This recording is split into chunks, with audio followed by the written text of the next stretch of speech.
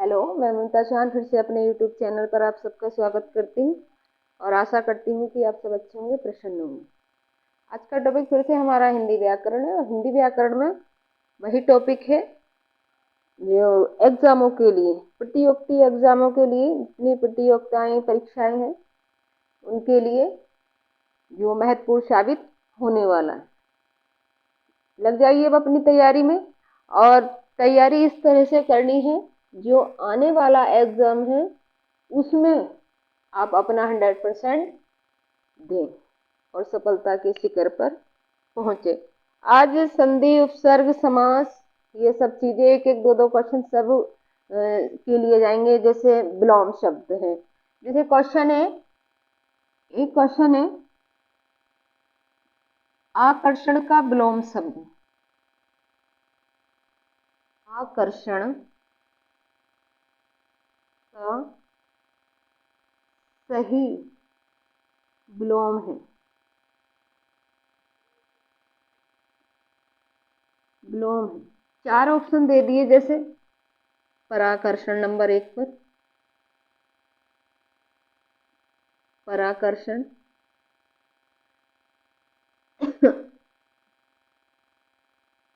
विकर्षण,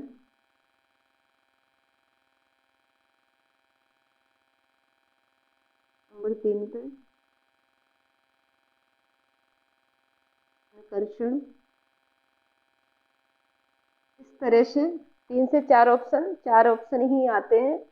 तो इसमें कौन सा होना चाहिए आकर्षण का? तो अधिकतर बच्चे क्या करेंगे कि अनकर्षण इसको लगाएंगे, लेकिन ये नहीं है। इसका ये विकर्षण जो है सेकंड नंबर पर, इसका ये वाला सही है। आकर्षण माने मतलब किसी की ओर आकर्षित होना, और विकर्षण माने अलग, यानी कि विग्रह हो जाना, दूर चले जाना। ठीक है, तो इसका जो हमारा सही आंसर आएगा तो विकर्षण होगा। ये इस तरह के एग्जामों में आते भी है। एक क्वेश्चन है, जैसे क्वेश्चन एक और है कि संग्राम का, संग्राम का सही, संग्राम का मूल शब्द है, मूल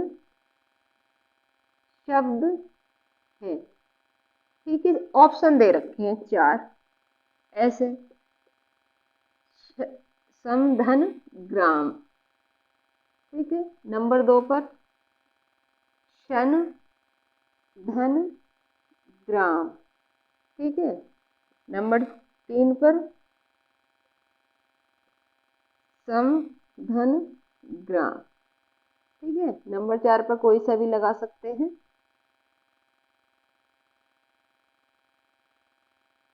इस तरह से, ठीक है, इस तरह से ये क्वेश्चन है। तो ये पूछा भी गया था अभी जो एग्जाम हुए थे 17 और 18 को, तो पूछा भी गया है ये वाला क्वेश्चन कि संग्राम का मूल शब्द है।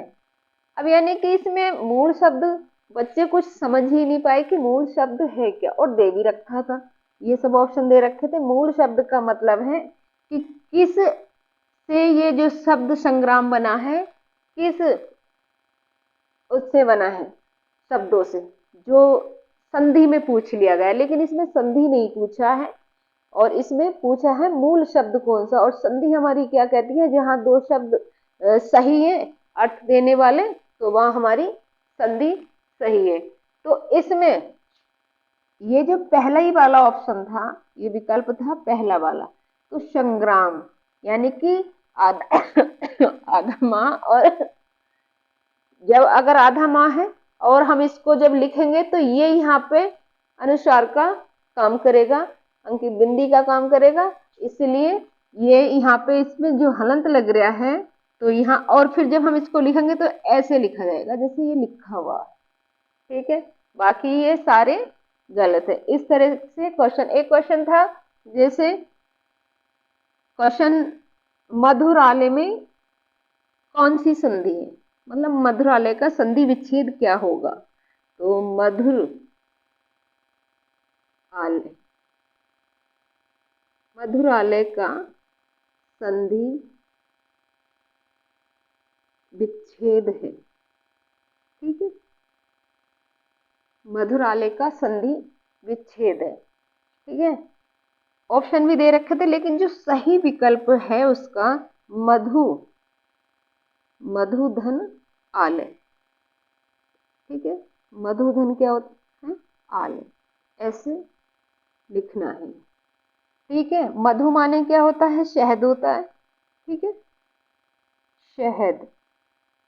और आलय माने क्या होता है? घर होता है।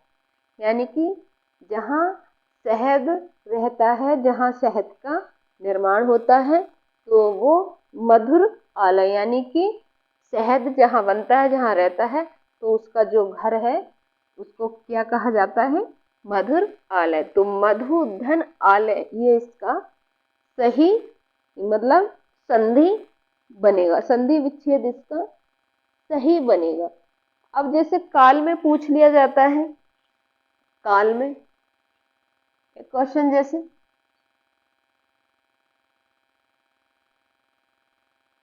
जैसे मोहन बाजार गया है, मोहन बाजार गया है, गया है, गया है में काल की दृष्टि से, काल की दृष्टि से सही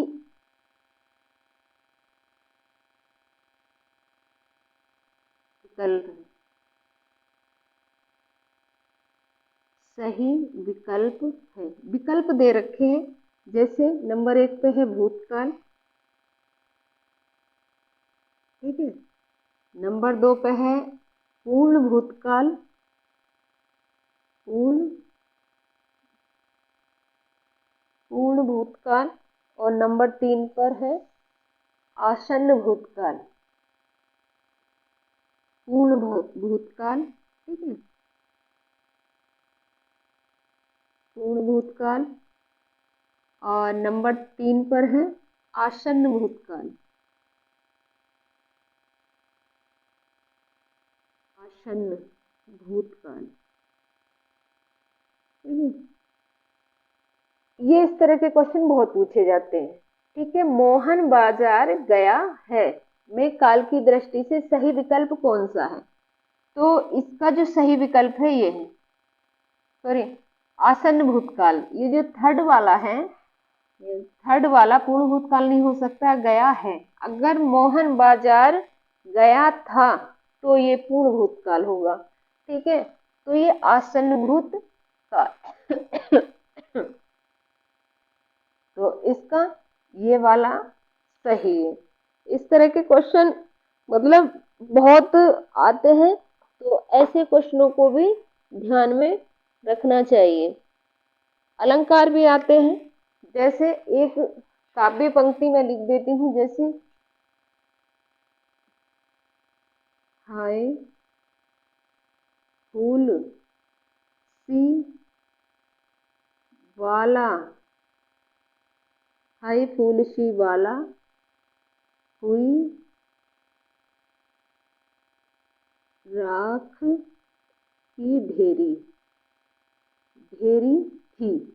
ठीक है, वाक्य में अलंकार है।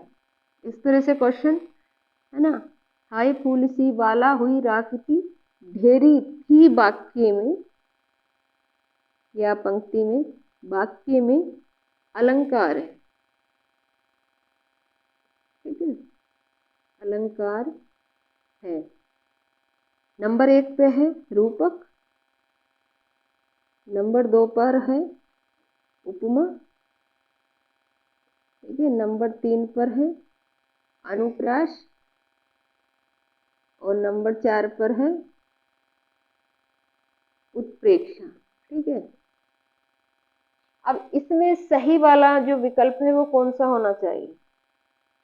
रूपक। रूपक कहाँ होता है? पहला ऑप्शन क्या है हमारा?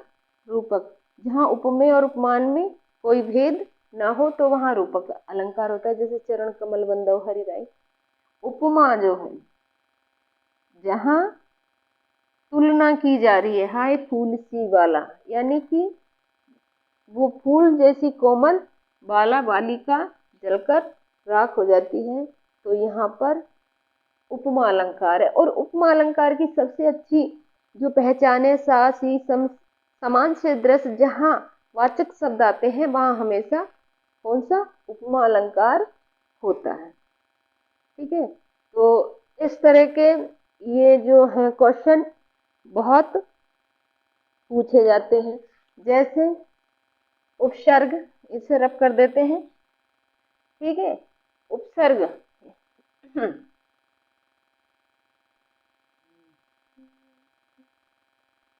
एक क्वेश्चन है,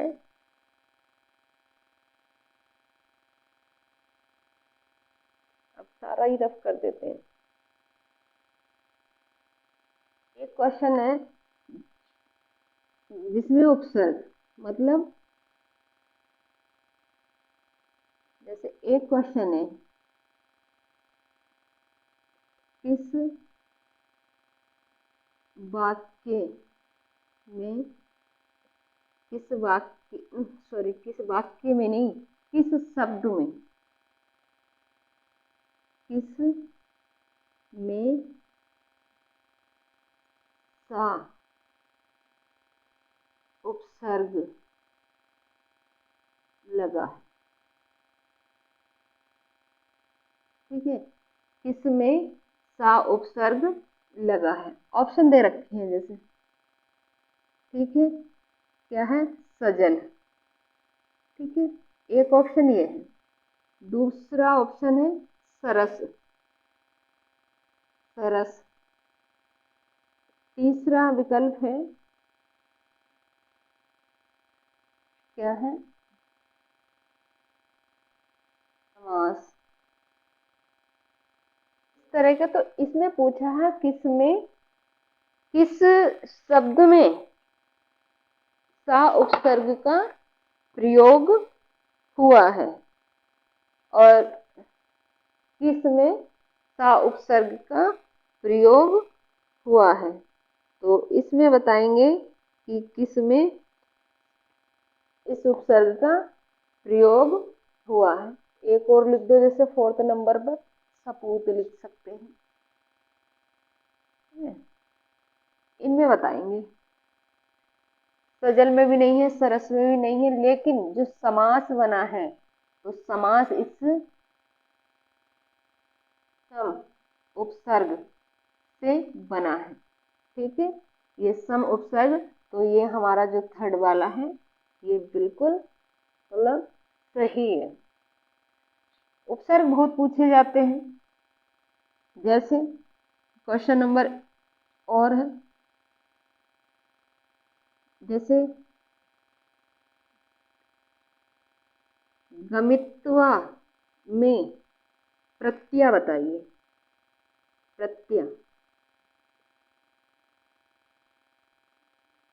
बताओ, बताइए कौन सा है प्रत्यय। हमेशा ध्यान रखना है, उपसर्ग आगे जोड़कर नए शब्द का निर्माण होता है, प्रत्यय पीछे जोड़कर। अगर हम गमित्वा को अलग करते हैं, गमी धन त्वा, तो त्वा जो आएगा हमारा, ये क्या कहलाएगा, प्रत्यय कहलाएगा। और ये हमारा क्या कहलाएगा, ये उपसर्ग कहलाएगा। ठीक है, ऐसे जैसे मति में, मति में उपसर्ग उपसर्ग है ना। तो कौन सा उपसर्ग है, माँ है नंबर 1 पर, नंबर 2 पर मतूब है, नंबर 3 पर, नंबर 3 पर ती है। कौन सा उपसर्ग है इसमें, मति में कौन सा उपसर्ग लगा है, ये ध्यान रखना है। जहाँ मति है तो वहाँ, या मान है तो वहां पर मतूब उपसर्ग का प्रयोग होता है, और जहाँ वती है या वान है वहां पर बतूब उपसर्ग। तो ये वाला जो है मतूब जो है इसका बिल्कुल सही ऑप्शन है। अगर बती में पूछा जाए, बती में तो बती में कौन सा उपसर्ग होना चाहिए? बती में उपसर्ग है। जब मती में मतूब है तो बती में कौन सा होना चाहिए? बतूब होना चाहिए। बतूब ये उपसर्ग है। ठीक है, ये इसमें उपसर्ग बच्चे बहुत कम बता पाते हैं, तो इस तरह के उपसर्ग भी याद रखेंगे। और विलोम पर्यायवाची अच्छे से याद करेंगे। पूछ तो लिए जाते हैं, जैसे दिनकर का पूछ लिया, यानी कि सूर्य का पूछ लिया, और एक सूर्य का जो पर्यायवाची है अर्क, अर्क ये सूर्य का पर्यायवाची। लेकिन इस शब्द को बहुत कम बच्चे जानते हैं। सूर्य के पर्यायवाची क्या होंगे? रवि है, दिनकर है, दिवाकर है, भास्कर है, आदित्य है, प्रभाकर है, दिनकर है। लेकिन अर्क जो है ये इसको नहीं याद होगा। ठीक है, ऐसे चंद्रमा के शशि है, विधु है, निशाकर है, रजनीचर है ना, मयंक है। इस तरह के जितने भी शब्द हैं वो चंद्रमा के हैं। ये अभी पुलिस के एग्जाम में पूछा था, एक शब्द के लिए आया था, यानी कि एक क्या पूछा था? मूक का विलोम शब्द, मूक का, यानी कि मूक का जो विलोम शब्द है इसको रब कर दिया जाए।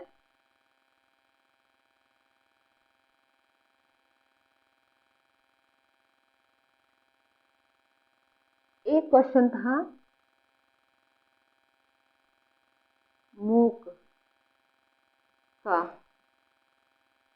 विलोम,